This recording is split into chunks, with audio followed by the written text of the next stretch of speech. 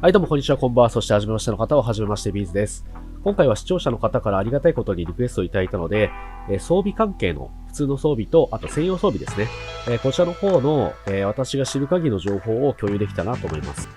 で一応情報は、昔は私一人で勝手に調べたこととかでお話してたんですけど、今ありがたいことにかなりその強いギルドにいるので、身を貸していただいているので、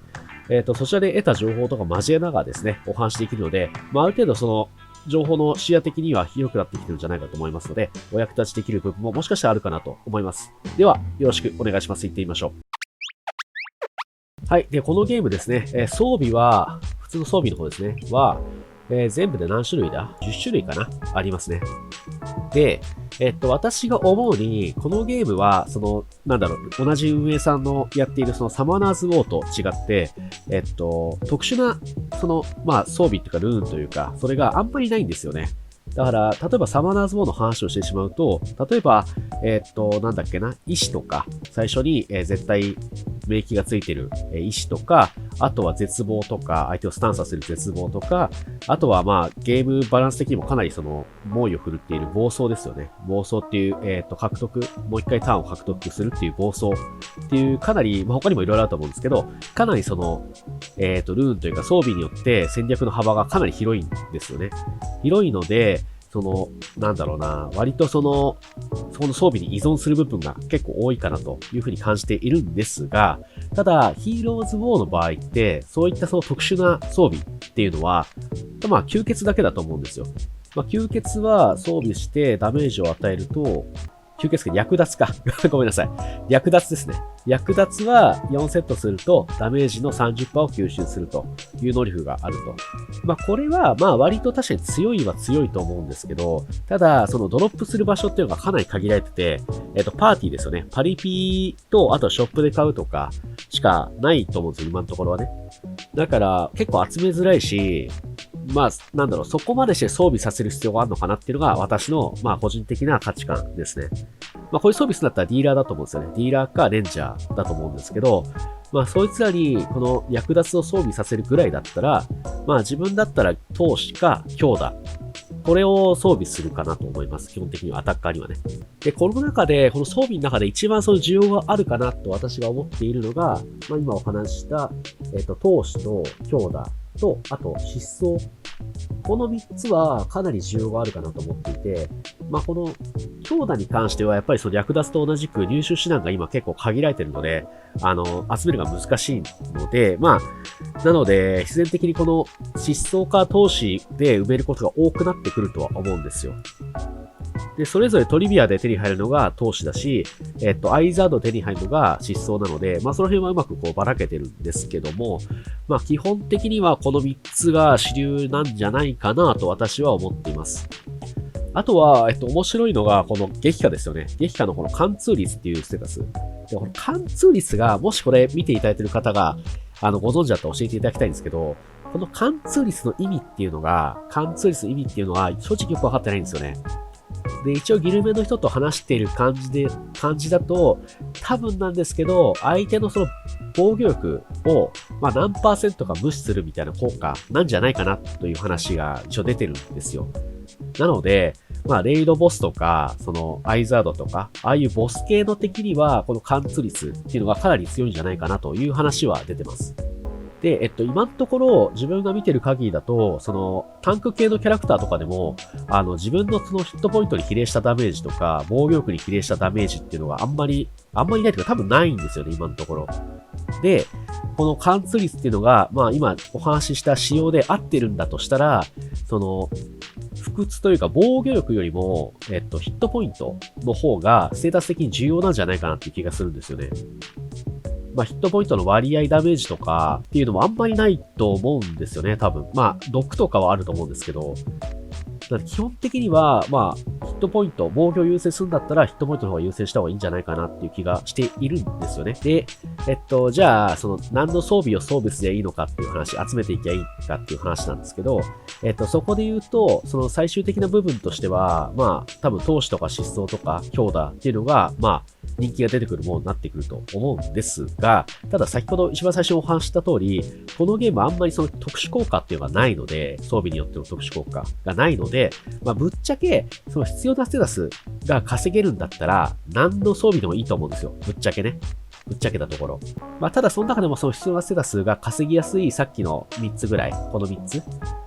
投資、失踪、強打が、おそらく、主流になってくる。これ4セット、全部4セットなんで、4セット埋めて、あと2セット余ると思うんですよ。で、その2セット余ったところに刺すのは、ぶっちゃけ、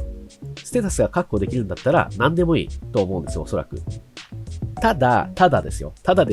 さっきお話した通り、貫通の、その、仕様がもし間違ってないんだとしたら、防御力を貫通するっていう、仕様だとしたらなんですけど、した場合、不屈これが、あんまり強くないなっていう気がしてくるんですよね。不屈があんま強くないんじゃないかなっていうのと、あと、この、骨心かな骨心。これ最初自分、かつみって読んでたんですよ。バキに、オロチかつみっていうキャラが出てくると思うんですけど、あれでかつみってのは分かってたんですけど、これ骨心ですね。骨心かな骨心か骨心かちょっと分かんないですけど、っていう風に読むらしいんですけど。で、この効果抵抗も、もちろんあった方がいいんですけど、ただ、そんなにめちゃくちゃ重要視するものではないと思うんです。優先して取っていくものではないと思うので、今のところはです。自分が今お話してた今のところの話なので、もしその追加キャラクターで防御比例のキャラクターとか出てくる可能性もあるので、そしたらまた事態は変わってくるんですけど、現状だと、そんな感じだと思います。なんであんまりこの骨心と不屈っていうのはそんなに今の現状では強くないんじゃないかなというふうに思っています。装備に関してはそんな感じで考えています。で、基本的にはディーラーに関しては、例えばこのエグザミナのことでお話しさせていただくと、スキル2かなそう。これを基本的にはエグザミナー使う上では打つことになるんですよ。で、これ打つと、原因が出てる間は、クリティカル率がすでに 40% アップするっていう効果があるので、実質この、今のステータス、今 44% しか、これ見づらいな。今の、自分のステータスは 44% しかクリ率がないんですけど、実質ここに、一回スキル2を打てば、分身が壊されなければ 40% 乗るっていう話なので、一応実質的には84% の期待値があるっていう感じになってます。これでもちょっと微妙なんですけど、もっと来たなきゃいけないんですけど、っていう感じに一応考えられるかなと思っていて、なので、繰りダメを持ってるって感じですね。このルーンっていうか装備か。これをこれちょっとレアなんであんま強くないんですけど、あんまり見せたくはないんですけど、これを一応このクリティカルダメージにしてるって感じですね。で、ただ、またちょっと別途機会を設けてお話しできればなと思うんですけど、例えば、この、ナクリってキャラクターはかなり強いと思っているんですけど、こいつの、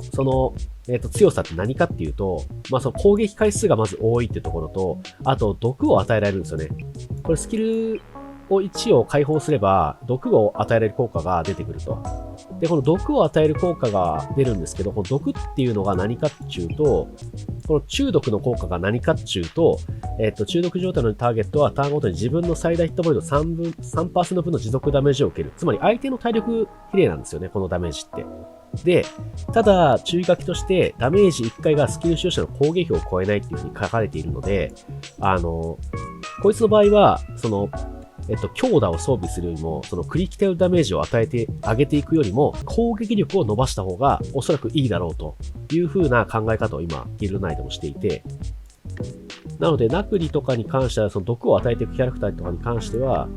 その毒の効果がそういう効果なので、こいつはなるべくだからクリ率を上げない、上げても別にいいんですけど、これを別に優先しない方がいいと思うんですよ。それよりも攻撃力を伸ばしていくっていうのが多分必要になってくるかなと思います。ちょっと自分はお恥ずかしいことにあんまりいい装備じゃないんで今、あんまりその辺見ないでいただきたいんですけど、とりあえず、なんでこのリングとかも攻撃力を振ったやつにしていくっていうのがおそらくいいんじゃないかなというふうに思ってます。なので、基本的にディーラーは、クリティカル率とか、貫通率とか伸ばしていった方がいいと思うんですけど、一部キャラクターは、そういった、特技っていうか、スキルが強いキャラクターは、特殊な事例もあるかなっていう気がしてます。はい。で、あと、このゲームちょっと面白いのが、そう。このゲーム面白いと思うのが、またちょっと比較しちゃうんですけど、サマナーズ・ウォーっていうゲームだと、効果的中、効果抵抗もありますよね。まあ、今回ちょっと効果的中を例に取らせていただくんですけど、あのゲームだと、効果的中が例えば 100% だとした場合、スキルの効果的中が 100% だとした場合、その後に、そのキャラクターの、効果的中の値と、相手キャラクターの効果抵抗の値が、抽選される。まあ、そこで判定が行われる。つまり2回判定があるわけですよね。スキルの発動判定と効果的中、効果抵抗のそこでの発動判定が行われて、初めてバフでバフがつくかつかないかっていうところに判定が出てくる。2回判定があるシステムだと思うんですよ。で、このゲーム面白いことに、そうじゃないんですよね。そうじゃなくて、これ見てもらうと分かりやすいんですけど、この、ブラックホールジェネレーターっていう、相手をスタンさせるっていう能力の、技は、スキルは、敵を 20% プラス 11% の確率で一旦の間気絶さ効果を付与するとなってます。で、これは何かっていうと、このプラス 11% って部分、これは、自分の敵中のステータスがプラスされると。まあ、これ今 57% なんですけど、57% なんでプラス 11% は若干よくわかんないところが正直あるんですけど、でもそういうことっぽいです。つまり何かっていうと、サマナーズ王は2回抽選されてたと思うんですけど、このヒーローズ王に関しては1回の抽選。なのでこの、スキルの発動率自体を、ヒーローズ王は増減させることができる。っていうものなのかなと思っていて、なので、効果的中っていうもの自体は結構重要だと思うんですよ。なので、靴は、この効果的中が、存在するんですけど、この効果的中を取ってあげるのも、まあ一つありなんじゃないかなという気がしています。で、あとはですね、これもサマナーズウォーとちょっとまた比較というかあれなんですけど、そこと多分同じ話で、攻撃の実数とか防御実数とかっていうのが、入ってくる、まあそのサブオプションに入ってくるものがあるんですけど、まあメインオプションにもありますけど、で、その辺は、まあ、ほぼ間違いなく、まあこのパーセントがついてるやつの方が多分強い。つまり、あれですね、メインオプションが攻撃実数になっているものと攻撃パーセントになっているものがあったとしたら、攻撃パーセントの方が強いだろうという考えです。つまり実数になってる、メインオプションが実数になってるやつは、多分まあ捨てちゃってもいいかなと。まあ、書き換えることが確かできるようになったと思うので、それで書き換えていくのもいいとは思うんですけど、あんまりそのレアリティが高くないものとかは捨てちゃっていいんじゃないかなと。その実数がついてるやつはね。だから最終的にはそのサブオプションも全部実数の部分を、実数じゃないものに、パーセントのものに、変えていくっていうのがおそらく強いんじゃないかなと思います。で、あとは、ここのですね、ガイドを見てもらうとわかるんですけど、この3つ、武器、防具、ベルトに関しては固定ですね。メインオプション固定なんですけど、この3つ、グローブ、リング、シューズに関しては、ここはこう変動すると。まあ、こんだけ種類があるよっていう感じなんですけど、私が、まあ一番かな、まあかなり重要だと思ってるのは、このグローブの速度、攻撃速度。攻撃速度は、ここ以外ではサブオプションで上げるしかないんですよ。なので、このゲームってやっぱ攻撃速度かなり大事だと思うので、アリーナでやるにしても、その、実験体追跡でやったとしても、どうしても大事だと思うので、ここの攻撃速度っていうグローブの攻撃速度はかなり重要だと思ってます。なので、疾走の装備の攻撃速度プラスがついた星5の装備っていうのはかなり大事だと思います。その辺を、まあ、捨てずに取っていった方がおそらくいいんじゃないかなという気はしています。はい。というのが装備のお話です。で、続きまして、専用装備のお話もちらっとできればなと思います。で、このゲームは専用装備ってものがあって、これがまたね、奥が深いんですよね、結構ね。で、結構闇も深い、ちなみに。でね、専用装備は、まあ、ぶっちゃけ、自分が思うには、その、必須なキャラクターと、まあ、あったら強いよねっていうキャラクターが、多分いると思うんですよ。まあもちろん、すべてのキャラクターが専用装備があった方が絶対強いんですけど、まあ、なくても別に結構やれるよねってやつと、いや、なきゃ全然戦えないよっていうキャラクターがいると思っていて、例えば、このエグザミナー、まあ自分が一番その手塩にかけて育ってるエグザミナーなんですけど、こいつのこの専用装備のオプションっていうのが、専用オプション、SSR の専用オプションっていうのが、このリボルバー装填により攻撃しても、ハイド状態が解除されない。これが、マジ必須。これはないとダメです。で、これ何かっていうと、これでまあ幻影を出せるんですよね。幻影を出して、幻影出してる間は、エグザミナ本体は狙われ、敵から直接狙われない。まあ巻き添え食う時とかってはありますけど、っていう能力を持ってます。はい。で、これがまず強いんですよ。ただ、この幻影っていうのが普通にやってると、スキル3に関しては、原因が出る状態でスキル3打っても原因は消えないんですけど、このクールタイムが来るまでの間に、自分のターンが来るまでの間に、スキル1を打たなきゃいけない。まあ、もちろん待機して何も行動しなくてもいいっちゃいいんですけど、そうすると、まあ、無駄に一旦過ごしちゃうんで、なるべく攻撃したいじゃないですか。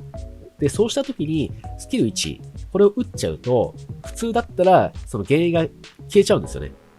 で、そうすると、エグザミの本体は狙われちゃうので、まあ、美味しくないんです。あんまり旨味がない。ですけど、さっきの専用装備を取っておくと、このリボルバー装填っていうのが、このスキル1なんですけど、これを使っても、そのハイド状態が解除されないっ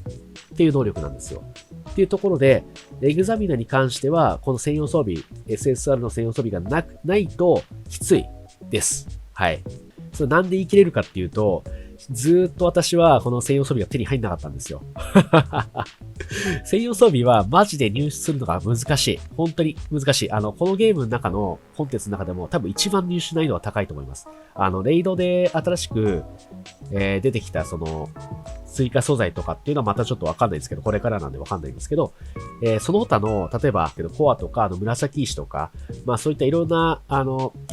ゲーム内素材があると思うんですけど、そういうやつらを全部考えてみても、一番多分入手ないのが難しいのは専用装備だと思います。SSR のカードとかは、結構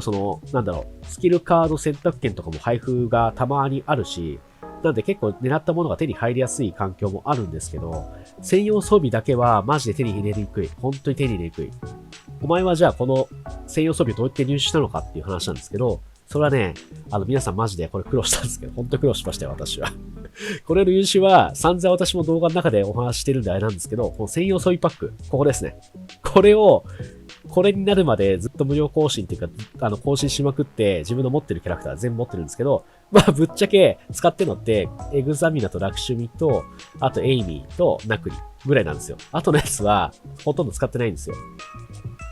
なんですけど、それで、この500クリーっていうか500青い石を溶かして、ひたすら溶かして、エグザミナのこれが出るまで頑張りました。頑張りました。マジで頑張った。そうしたらね、ほんと道中でね、ナクリのこれがさ、肥料がさ、2個出てくるわさ。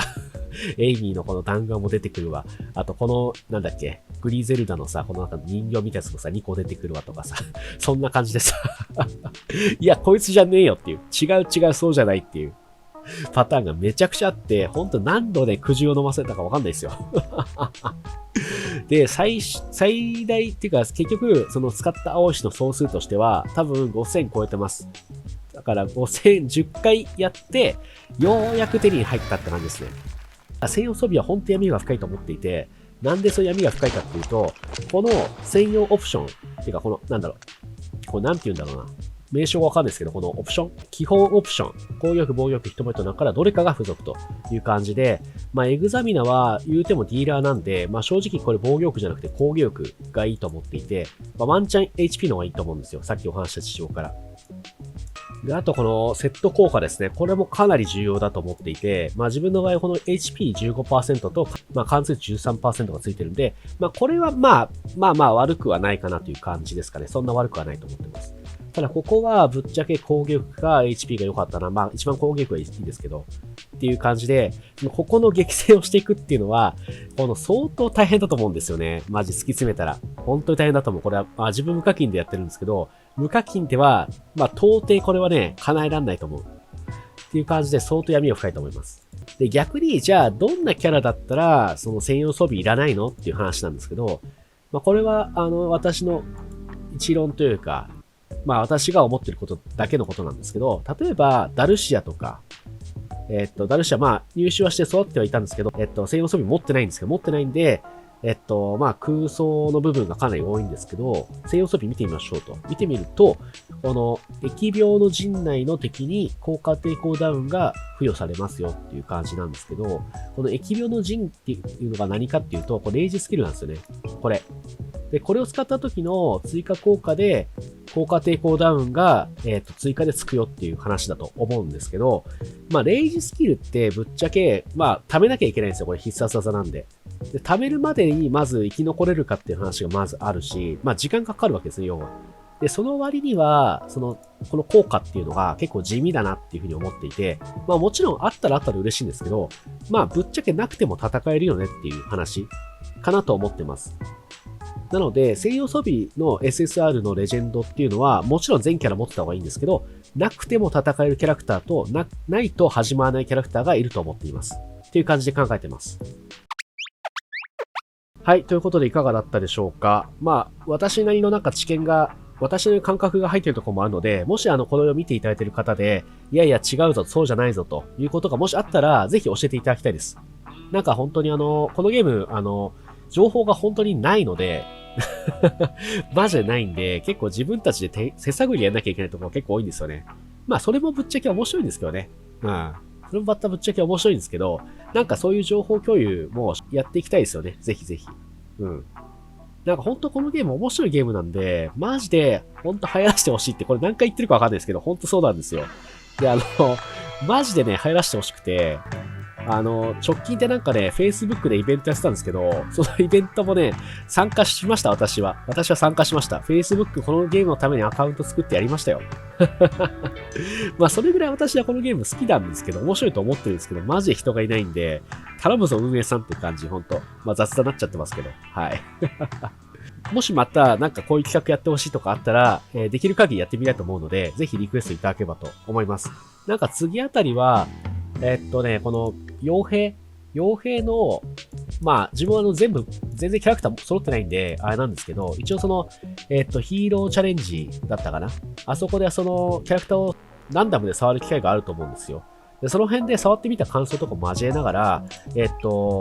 まあ、このキャラクターはどうなんだろうなとか、その辺はティアリストとかも見ながら、ギルメンの意見とかも聞きながらですね、ちょっとやってみたら面白いかなと思ってます。はい。ということで、よろしければまたお付き合いください。チャンネル登録、コメント、高評価などいただけると励みになります。ではまたお会いしましょう。バイバイ。